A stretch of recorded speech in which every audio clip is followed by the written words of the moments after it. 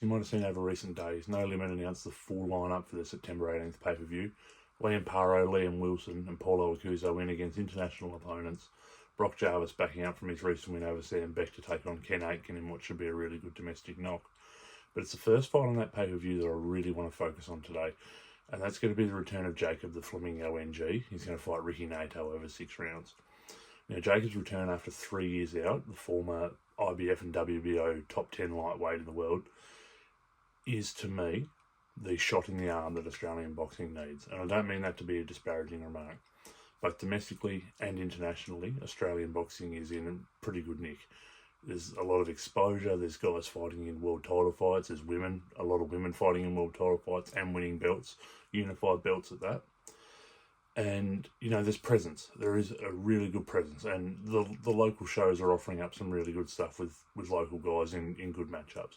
You know, just recently, obviously, we had Huey Dibb and Jake Wiley fight a really good fight on DAZN. A couple of weeks before that, John Manu and Alex Devyatov was a really good fight in Melbourne in the super lightweight division. But what I see, and this might come as a bit of a controversial take, it might come as a bit of a sort of a surprise, mainly given that we're sort of seeing a lot of stuff come out about Nikita Zoo and his sort of quirky personality and how that's being presented to the Australian public, which isn't lost on me, and I fully understand that that's an important thing. But what Jacob NG's return offers is personality, and that's something that I think Australian boxing's been a little bit devoid of over the last 18 to 24 months.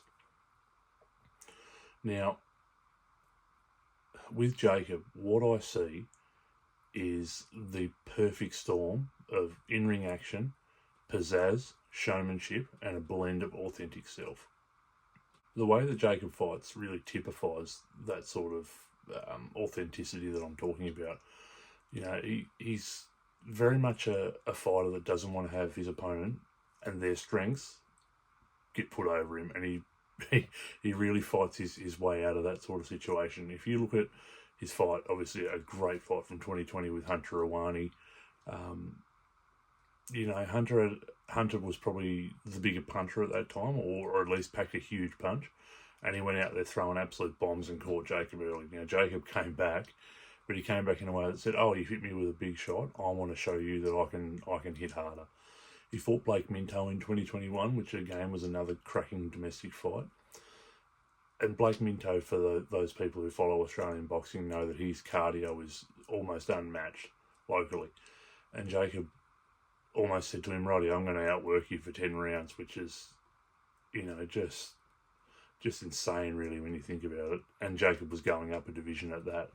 So what that says to me is that this guy has a doggedness that, you know, can't be taught. Oh, it's almost uncanny. He doesn't sort of let his own personal strengths try and outweigh his opponents. He almost looks like he wants to meet them where they're best and try and break them that way, which is incredible. You know, but there's also the showmanship element that he brings. You know, it's pink feather boas, it's KC and the Sunshine Band, it's dancing to the ring, and it's putting on an absolute show, all while showing world ranked and world class sort of skill and fight IQ. It's such a nice, almost relief to have him back, because, you know, he walked away from the game a couple of years ago after that controversial DQ loss to Billy Dibb, and me personally, and I know a lot of other people who follow boxing closely, were almost like, "Oh, where did he go? You know, what's he doing?" No, in his words, he didn't retire, but, you know, we've seen in boxing, we've seen a lot of retirements last not as long as that. You know, so, you know, to actually have Jacob back, you almost get, as that fan in you, but also that boxing person, you get that question of what if almost answered, because we get to find out now, and that's something I'm really looking forward to. Whether Jacob actually gets back to that top 10 world ranking remains to be seen, but there are some cracking fights he could have domestically, with, you know, the Ace partnership with No Limit to sort of, you know, bring some of Angelo DiCarlo's stable, you know, on national television and within that sort of wider Fox Sports banner, I guess. You know, there are some fights there that he could have. obviously Ahmed Redder just fought recently over against Bruno Tarimo. Harry Garside's there. Whether Jacob actually wants to, stick to that guys that are within the Australian title sort of level and scene, remains to be seen. Or whether he wants to go back and try and, grab those regional belts and try and get back into that realm in which there's a lot of fights there that he could have. Ibrahim Bala's a guy out there who's recently fought for regional titles and won them that could make for an absolute cracker of a fight, So there's definitely going to be fights there for Jacob.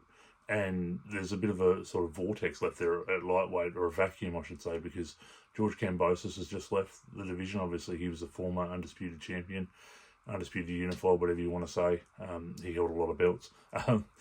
So George has left. He's gone to 140. Whether he fights again or not, it's another question. But it's almost like there's a position there for Jacob to get back in and take that mantle of what he believed when he walked away was that he was the number one lightweight in Australia, despite George being the champion at the time. So it'll be very interesting to see.